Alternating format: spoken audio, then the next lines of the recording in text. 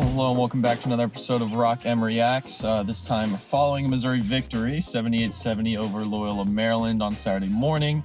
Completing a 3-game homestand, ended up 2-1 out of the homestand, not at all what anybody would have expected coming into this, and especially with South Carolina State on Wednesday, facing that 16-point first half deficit. Today, a lot better start to the game. Jumped out. I believe it was 31-9 was the worst it got out to, 22 points. But Loyola fought hard. Really, got to give them credit for kind of how they managed to get their way back into this game. Mizzou held them at arm's reach kind of throughout. You saw the veterans step up. Anthony Robinson, another great game that we'll touch on a little bit. But just to start, Gates really wanted this team to come out of the gates. He was disappointed with how they came out against South Carolina State following the JSU loss. Thought they should have been more fired up and motivated.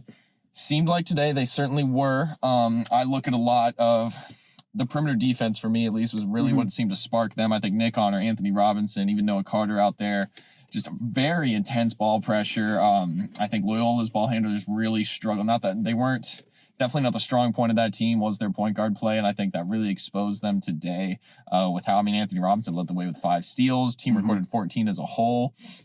And they turned that into a lot of live, those live ball turnover points that Gates loves so much. They had 28 points off turnovers today. So that was kind of what sparked the team. So yeah, just your thoughts on how the team was able to start out better in this game following that SC State performance and how kind of that defense led to it. I wonder how much he got in their tails following that South Carolina State game, because that was not a fun press conference after Mizzou defeated South Carolina State on Wednesday. Gate was not pleased with the way his team performed. South Carolina State led at halftime in that game. But Gates' team came out the gates. There's a kind of a joke. They came out the gates today, 31-9. Yeah, the defensive. I'm not giving you a pity laugh. The defensive presence there was outstanding. It just looked like they were putting so much pressure on Loyola-Maryland, and it led to them racing out to a 31-9 lead. Like you said, the guard play. East, Honor, and Robinson, they were just all over the place. I forgot how many steals they combined for, but they were forcing a lot of turnovers through those first, 10 minutes in the first half. It led to some open shots. Carter was knocking down some 3-pointers, and it's really the start that you wanted to for this team. We've been looking for a start. I know I have been looking for a start like that all season, especially against the level of talent they've played. It seems like every team has just been, kept the game close throughout the game. But you're up 31-9. It felt like this game was over. Okay, they're about to cruise to a victory. But then the final 10 minutes happened, and Loyola-Maryland came storming back. Yeah, I believe it was a 14-0 scoring run. They kind of got on towards the end of that half, really brought them back into it. They closed it to within single digits at halftime. And it seemed like, here we go again. This is going to be another tight game that Mizzou really has to kind of grind out or they're going to lose. So yeah, there was a mid-game slump there, and then Missouri rebounded the second half. They were able to. Loyola, again, a tough team. They fought hard in this game, really, to every time Mizzou seemed to have an answer or pull away, they would always have something right back, a counter punch, if you will. But Mizzou kept them within roughly 8 to 10 points throughout much of the second half, kind of at arm's reach to where it was generally comfortable. They had to stay on a couple of rallies, but it's another case of, much like last season's team, this is the team that is so reliant on volume shooting and efficient shooting. And when you go cold, there's not much they're going to be able to do to really win games. And so you've got to be able to either limit those cold stretches or have enough consistent options to where they can offset, if a Nick Honor's having an off night or a Shawnee's having an off, someone else can step up in their place. Last season, there were multiple guys that, late in the year were able to step up when Kobe Brown wasn't having his usual day. Guys like that. Exactly. And so you wonder who those guys are going to be this year. Anthony Robinson's kind of showed up in that way somewhat, but you're going to need a little bit more from that. So just kind of, your evaluation, that late game slump, and then kind of how they responded in the second half and were able to kind of hold them off. Maybe a great sign of things after the Jackson State loss was kind of them not being able to put away a team. It was kind of weird because it seemed like Loyola got hot, and then they just went ice cold again. It was kind of weird for both teams. It was a game of runs. But, the second half adjustments Gates was talking about, second chance points. There was another factor I think he was talking about, too. I can't remember off the top of my head. But I noticed really to snap that 17-0 run Loyola had, Caleb Grill, he's kind of that guy. He hit a 3-pointer to snap that 17-0 run, help Mizzou go up in the locker room. But just overall, it was just kind of weird to me how they would go on a run, they would get cold, and Mizzou would go on a run and get cold. But it's not always going to be that way when you play a tougher team and they go on a run on you, because the talent level is going to be far lower. It's going to be far higher when you play some tougher teams coming up, especially up on Tuesday, than it was tonight. So yeah, that's kind of the thoughts I have on that.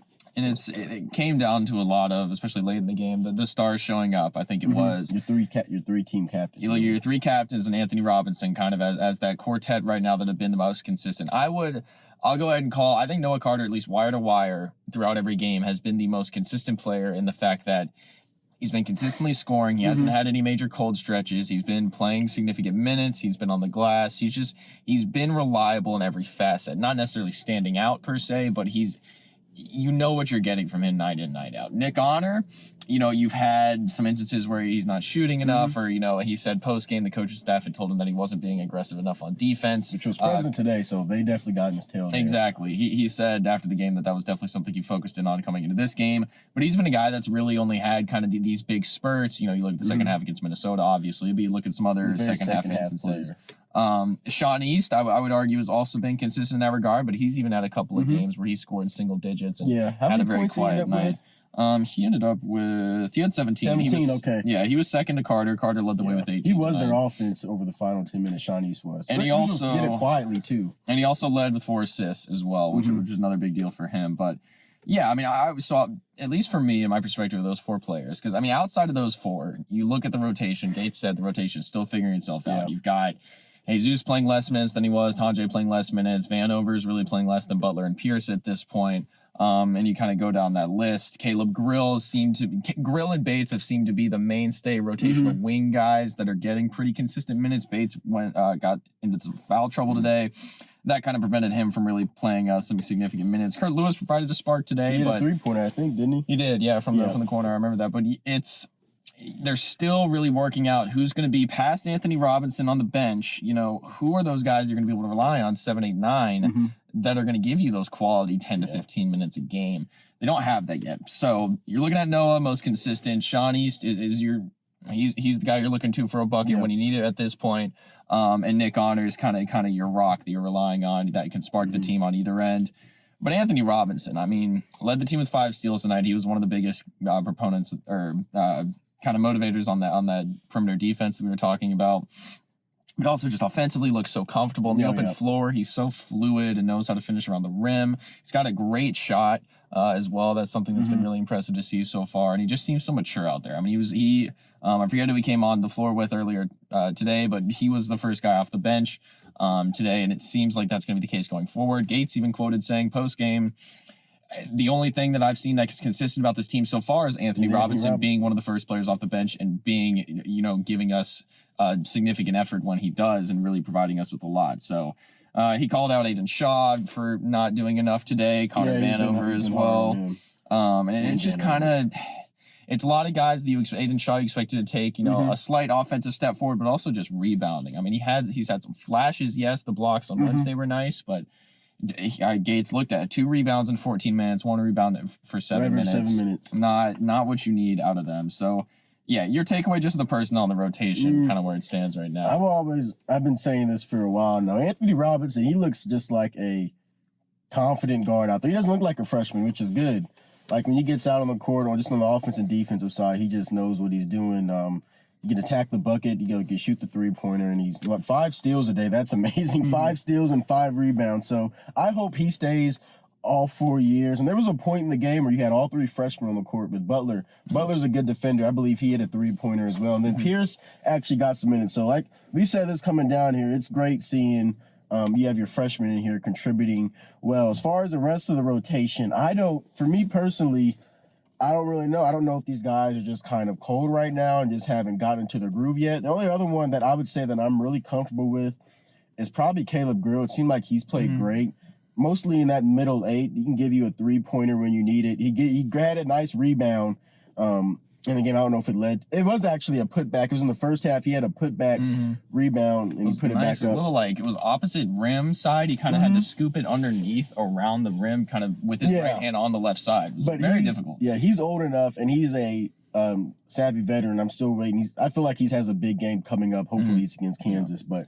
it's about Robinson and him, and you can take Butler off the bench. So there's 3 guys right there that I can think of off the top of my head.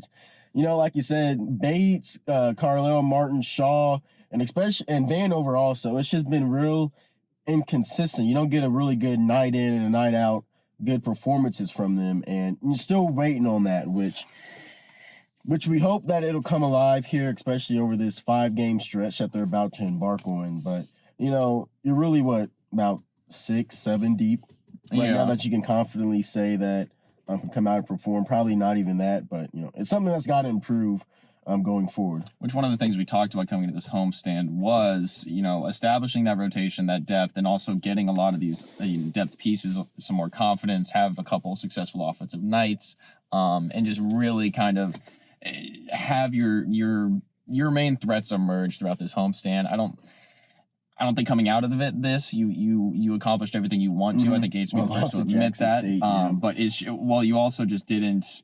You still haven't found those depth pieces. I mean, before this, I think you knew Anthony Robinson was already emerging before this homestand. Even, you would hope someone like Tamar Bates, John Tonje, Caleb Grill would really take control. Yep. So, again, I think Grill gives high energy minutes regardless. Even if he's not scoring, I think he is incredibly valuable on the floor for his rebounding and just his athleticism. But you're going to need more from guys like that, especially when you go Tuesday, inaugural ACC SEC Challenge at Pittsburgh. The Zoo is going to be rocking for that game.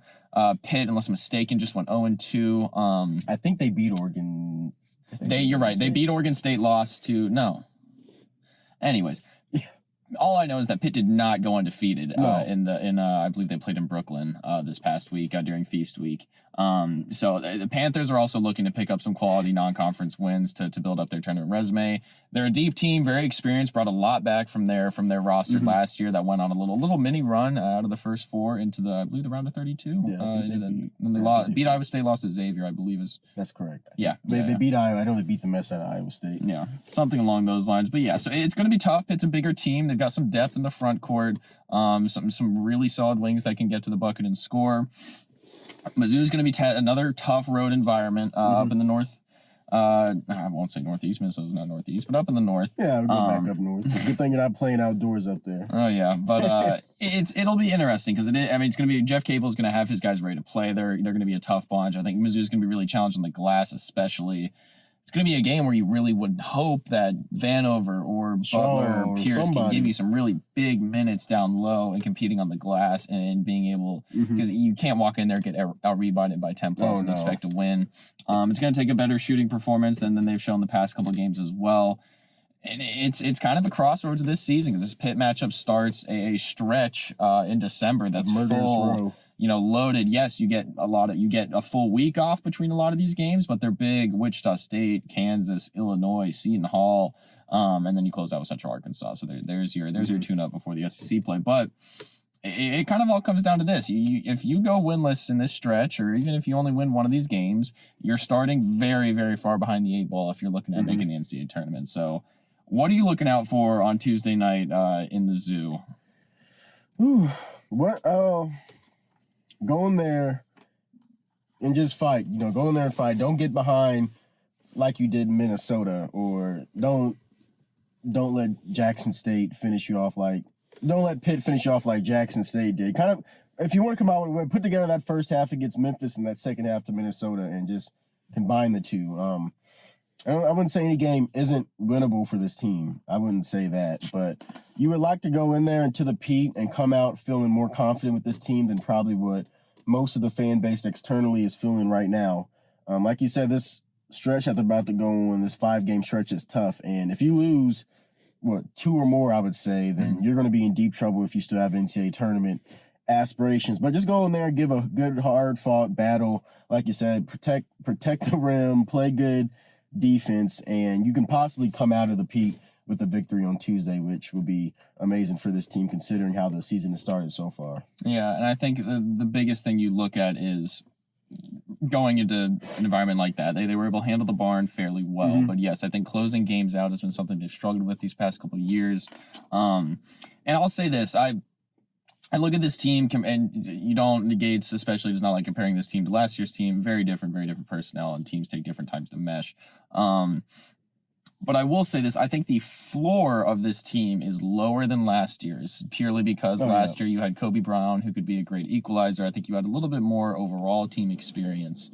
And I think you had a little bit better offensive production overall. But I still would argue that the ceiling of this team is just as high as last year's was. At their best, with the shooting ability that they have, and then your veteran guards that you've got, and the emergence of Anthony Robinson, I think the ceiling of this team is still NCAA tournament, still could be a 7, 8, 9, 10 seed.